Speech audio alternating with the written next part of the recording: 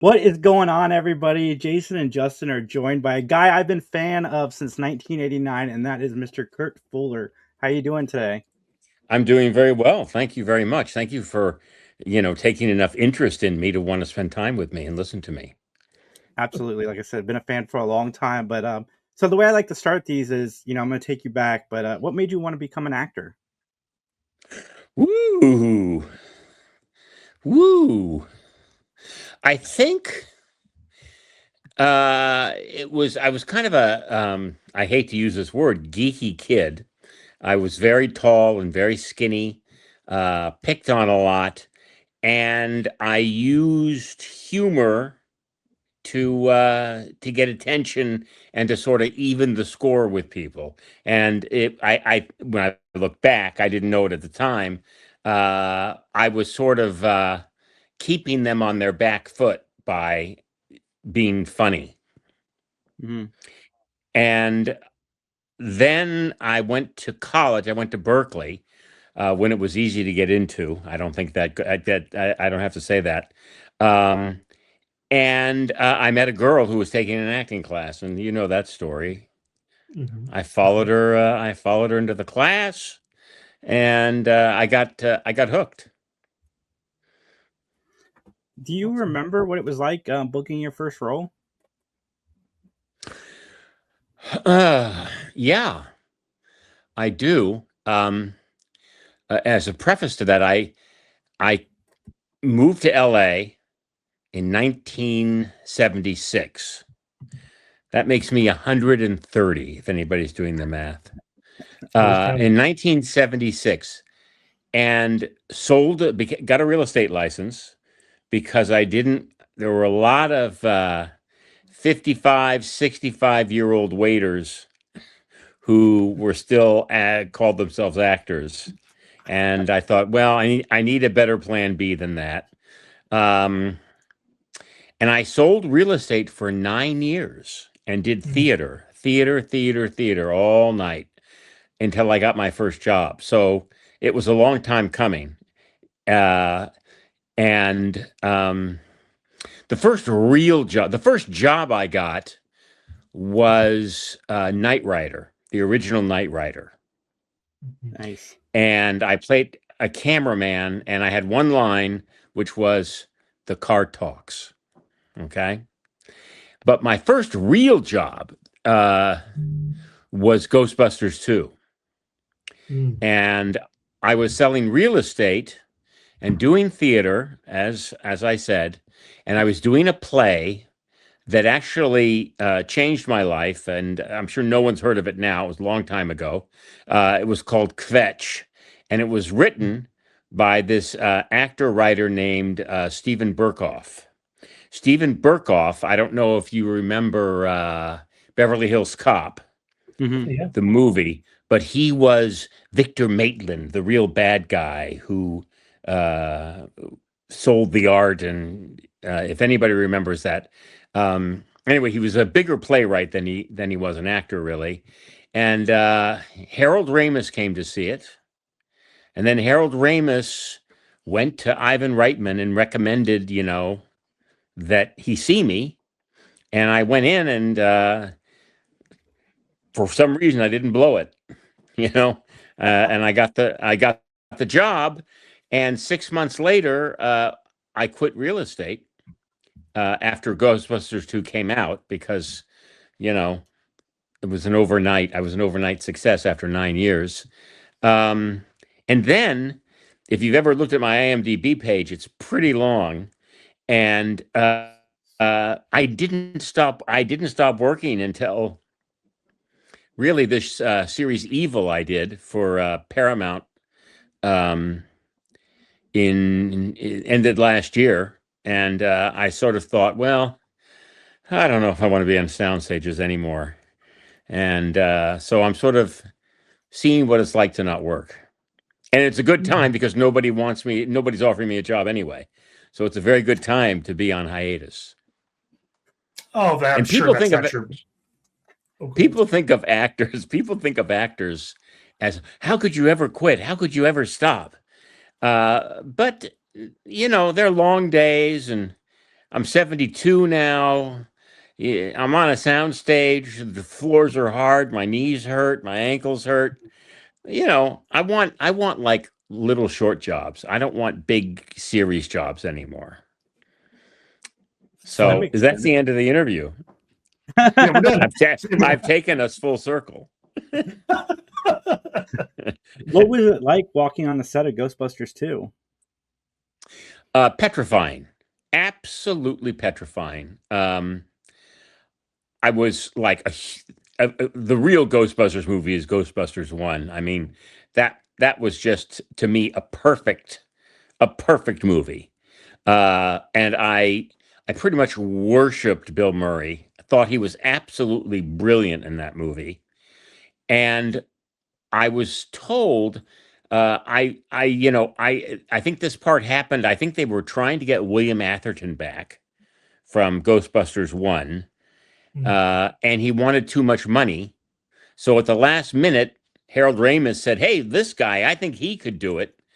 And so I had like 3 days between finding out I was doing it and being in New York. And I was the first scene was one of the last. The first scene I did was one of the last scenes of the movie, which was down at the courthouse at the end. And I was told right before I went on. I said, they said, okay, you go in, you'll do it. If Bill likes you, you'll stay, and if he doesn't, you'll be going home. Oh, thanks. No pressure. So that was pressure.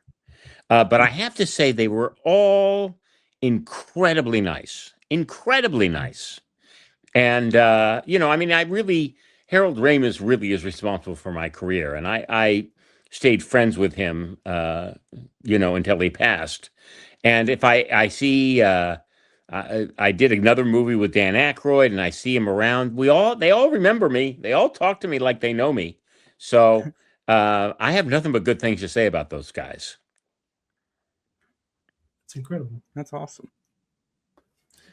Well, to be told you're going to do it, and if Bill Murray likes you, you're staying, is cruel and unusual punishment to a guy who was just trying to close an escrow on a house 4 days earlier. Was it very reassuring that, like, I made it to the day Bill Murray likes me? That's probably a thought that happened directly after that. Like, oh, he likes me. Like, yeah. Well, net, yeah. I'm there. Nobody told me to go home. So yeah, what a relief. Yeah, absolutely. Yeah. Good observation. Yeah, I'm sure that was probably a really cool swing of emotions. It was. Yeah. You were on one of my favorite TV shows, and you played an angel. At least I believe you were an angel. Supernatural. Can you tell me as much or as little as you can about that show, please? Yeah, I can tell you this. All right. I played when I first started out. I think it was because of Ghostbusters. I got bad guys, the funny asshole, the funny asshole, then sadistic asshole, and then just the asshole. And I thought, God, they're going to get tired of me as the bad guy. I got to start playing good guys. I got to start at least playing dads, And I did end up doing that on some half-hour stuff. And, but I got this part, I got offered this role, and I read it, and I read the script, and I thought, oh my God, he's an angel. I'm playing an angel. And, he was very helpful in the first episode I did. He was very helpful. He was so nice. And, I went home and I said to my wife, I think things are changing. I think I'm starting to get these nice guy roles now. And then he turned out to be like just one of the most evil people in the universe. And it was really one of my favorite roles because I just played him as a guy who thought he was hilarious. Everything was that he just thought he was a great wit and a raconteur. And Me and Jensen Ackles and I would just match wits all the time, and it was really number one. Those guys are great. Those two guys are great, um, and it was just it was so well written, and everybody is so committed to it that it turned out to be a really great experience. Awesome. I love But I was bad, and then I call it a dear Kurt letter. The creator of the show, Eric Kripke, wrote me a letter telling me I was going to die on the show. And, dear Kurt, hey, it's been great. When I read that, I went, wait, this doesn't sound good. This is not going in a good direction for me. The gravy train is about to be derailed, and so I actually tried to talk him out of it. And that's shameless. That's absolutely shameless. But I said, don't kill me. Don't kill me. You're going to regret it. It was like he could care less, you're dying. You're too bad. You're too evil. The people want you to die. And I went, okay. All right. Well, that's your fault that they want me to die. But he wasn't buying any of it. But they did bring me back, I think. They brought me back yeah. That was weird. That was weird coming back. But yeah, that's everything. But you ask me anything and I'll tell you. What made it weird, I guess, just the fact that you thought that character was gone, you kind of shoved it out of your mind, like you didn't think about it anymore? Yeah, it was very because he was dead, okay? Yeah. He was definitively, empirically dead. There was no coming back. I had to wrap my mind around it again. It was hard, actually. Yeah. I almost felt like I was faking. I was a fake pretender. I don't know. It wasn't like I couldn't do it, but it was. Sure. It didn't feel as organic as when I had done it while I was alive. Isn't that weird? Mm-hmm.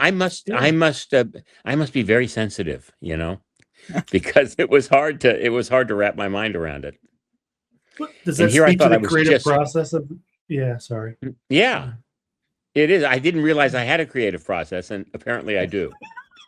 We found it, because otherwise that wouldn't have bothered me. I would have gone, okay, it's another job above it. But no, it really bothered me. I apparently do have some sort of process going on that I'm not aware of. It's real internal. It's good. Yeah. Well, speaking of playing good guys or wanting to play good guys, one of my favorite shows is Psych. And then when you started appearing, I became a huge. I was a fan of the show, but I got more and more invested. And then you started going on the journeys with the guys too.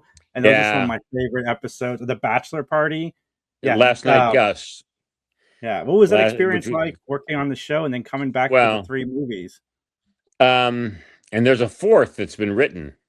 And I can't believe they haven't, but before I go into Psych, they've brought back Scrubs, but they brought Suits back. They're bringing back some other show. Psych had a bigger audience than any of those shows. I think Suits had a bigger audience, but the other ones are bringing back. It had by far the bigger audience.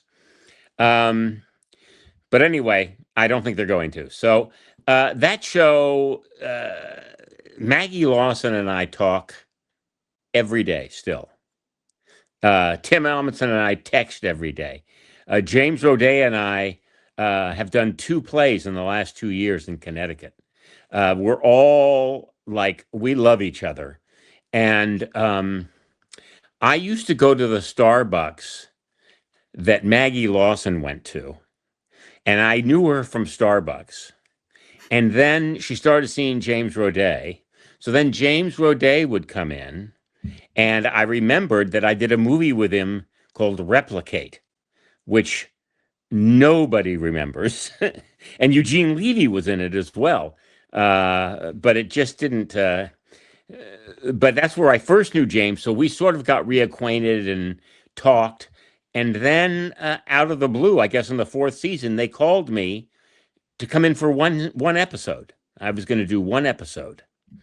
And I went in and I thought, well, Jesus, 1 episode. I've never seen this show. I don't care about it.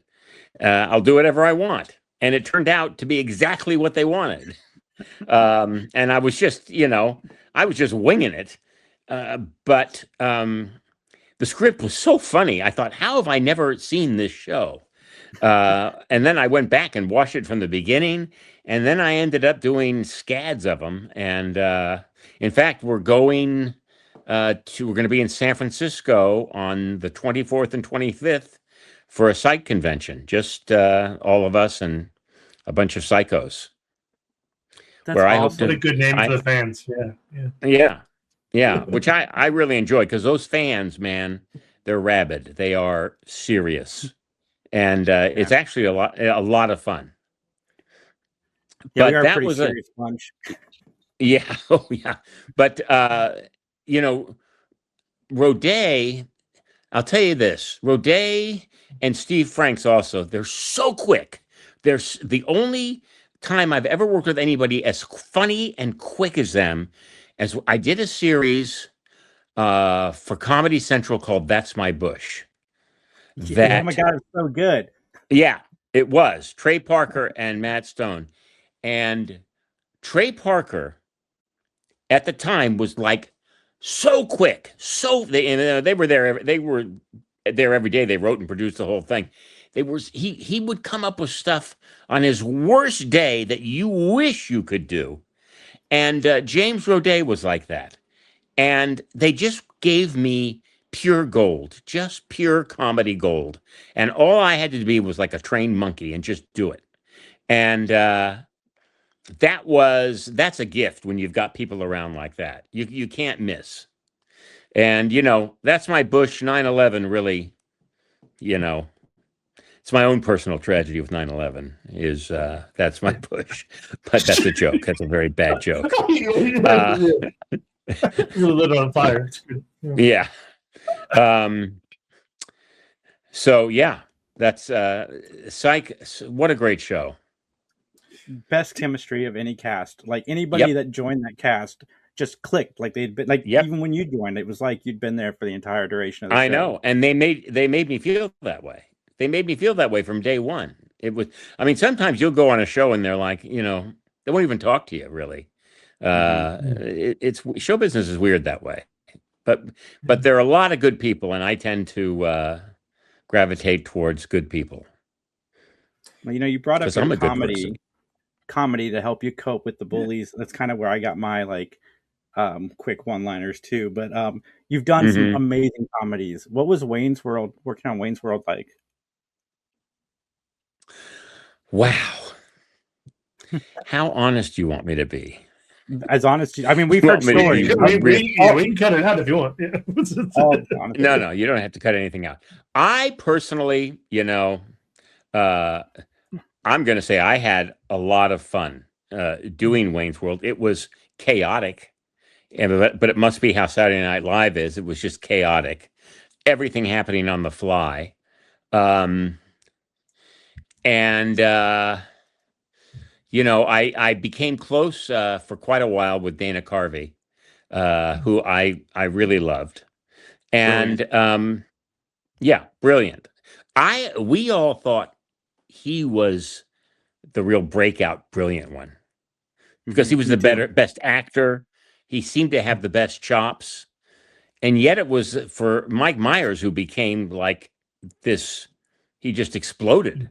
And that surprised me personally, because I didn't think he was nearly as good an actor as Dana was. But who am I? Who am I to decide these things? I don't know. And I know they didn't get along great. It was pretty obvious. But you see that a lot. That's not unusual at all. So it's not like some special. It doesn't stand out in the pantheon of people who don't get along. That happens all the time, like in any office, except it's a little more out in the open there. Yeah. Like you guys clearly don't like each other. Oh, not at all. You're able, the worst. You're able to work, so why shouldn't Mike and Dana? That's right. Two behind the curtain there, Kurt. Don't really appreciate that too much. That's good.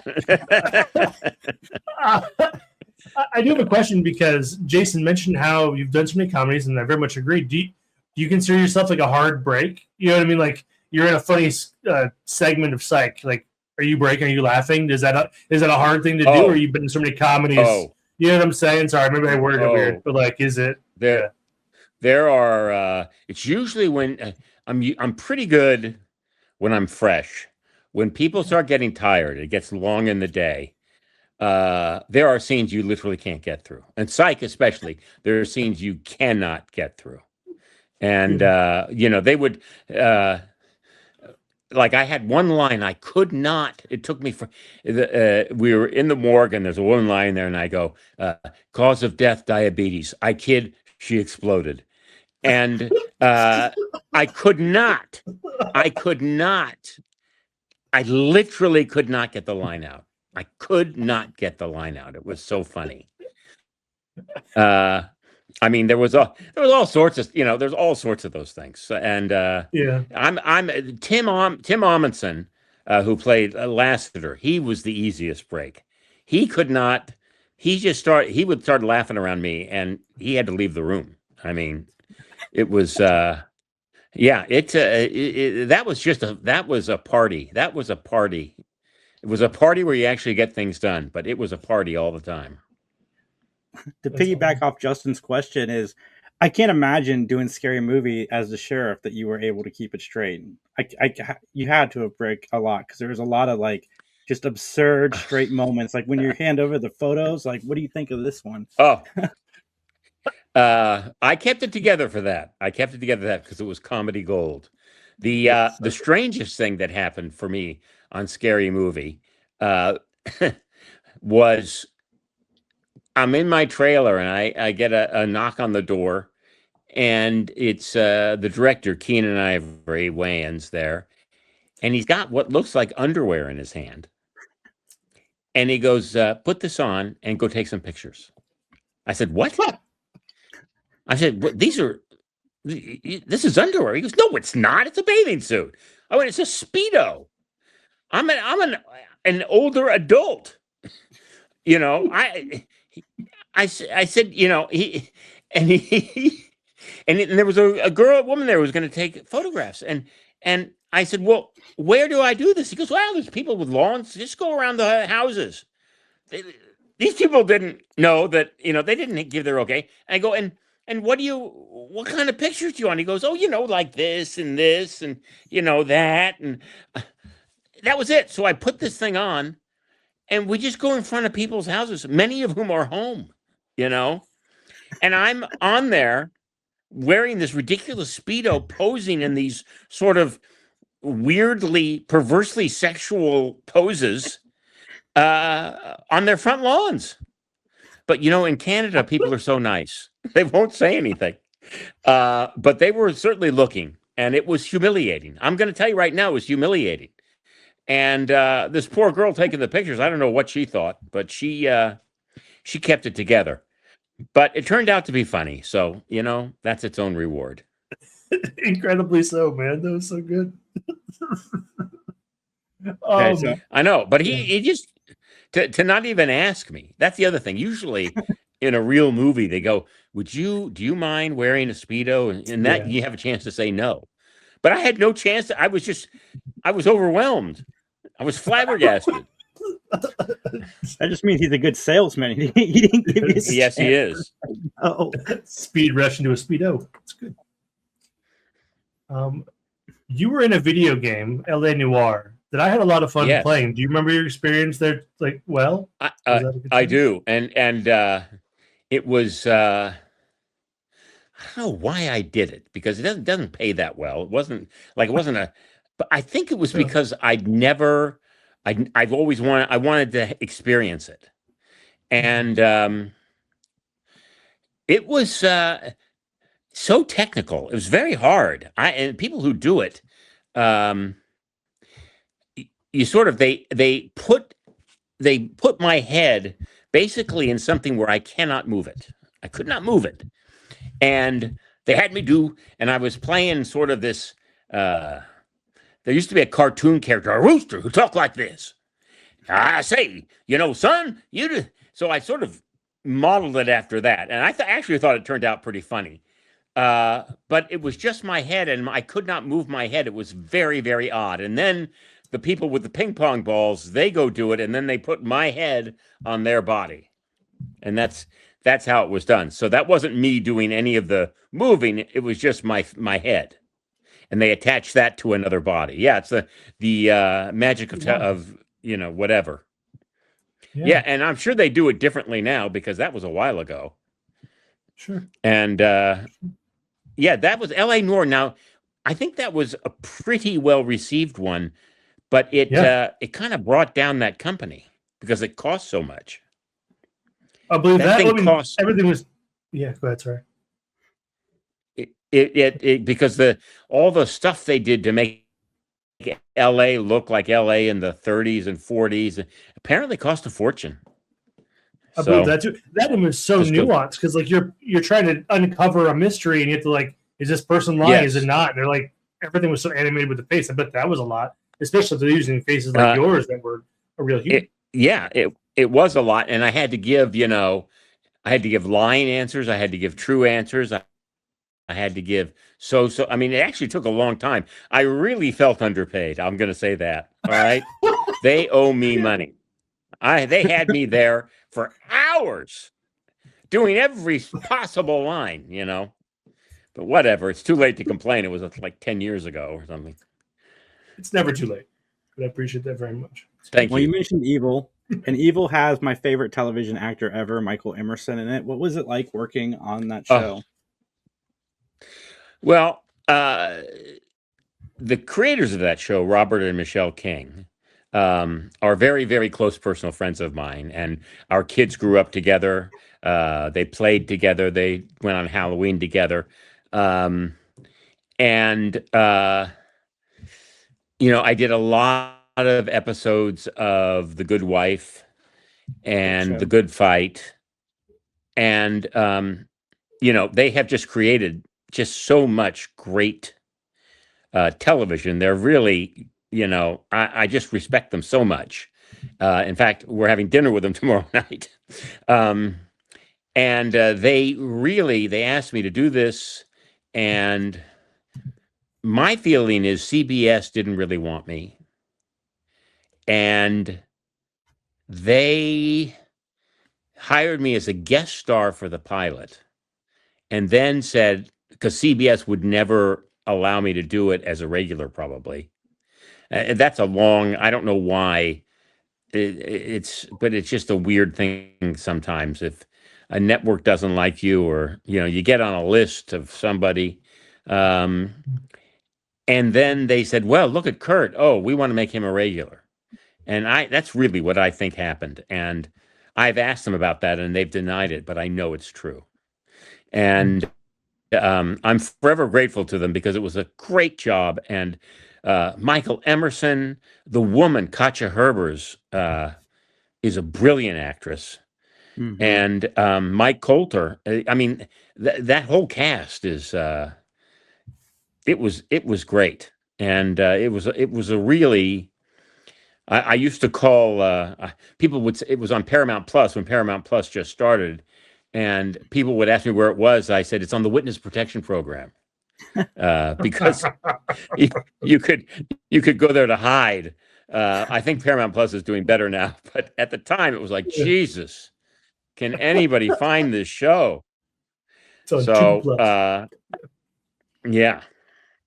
But Michael Emerson, the creators have made some of the best television in the last 17 years for that show to be kind of hidden. Yes, they have. Because I didn't see it until last year. When it went on Netflix. Mm-hmm. And that's when most people saw it.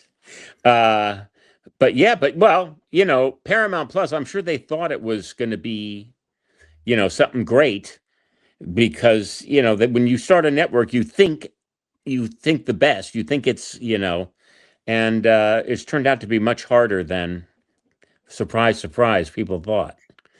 And now if you prescribe to all of them, you're paying as much as you used to pay to your cable company.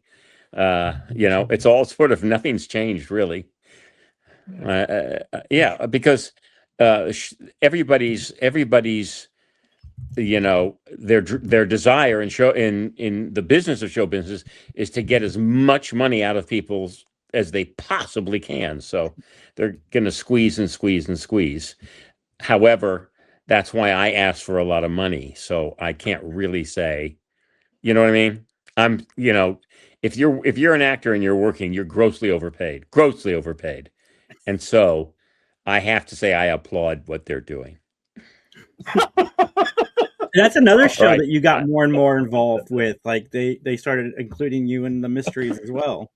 Yes. Yeah, it's true. If people would just hang in there with me, they'll start to love me. I think that's what we can take from this. I think you guys, for example, I think this started a little cold and maybe there was some distance. But now I feel like we're one big family. I may actually be one of the co-hosts next week. Kurt, don't play with me. We'll do it. Don't play with me. It'll be good. No, I'm pretty busy. Pretty busy. He's about to sell some houses. It's gonna be great. I know. I should quit while I'm ahead or behind. That doesn't matter. I should just quit. Well, Kurt, before we let you go, what do you geek out about? What are your interests outside of acting? Well, my family. I have two daughters that they're locked in the basement, so they still take up a lot of time. No, I have one daughter is a teacher, and the other is an officer in the Coast Guard. Now, who from Los Angeles, who went to private schools and lived the good life, is in the military? My daughter. Okay, and she loves it. She's second in command of a cutter, and my other daughter is a teacher, and my wife. I'm all about family and golf. Those are the two things. I'm at the age now where I'm at the club a lot, and waving to people. Hey, how are you?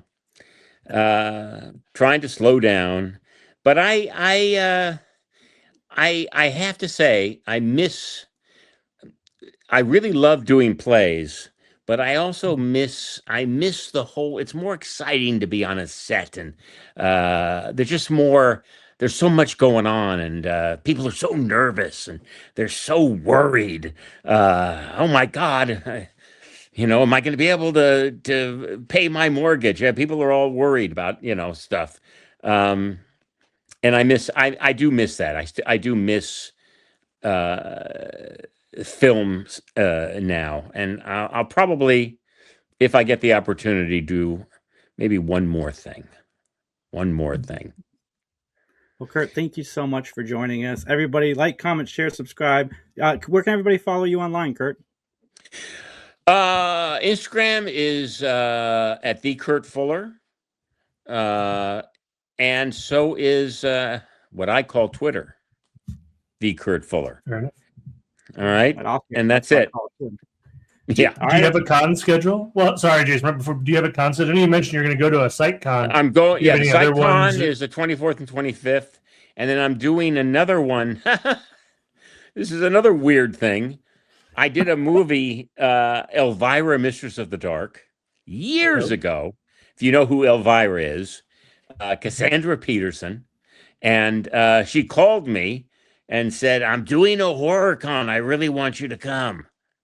And I thought,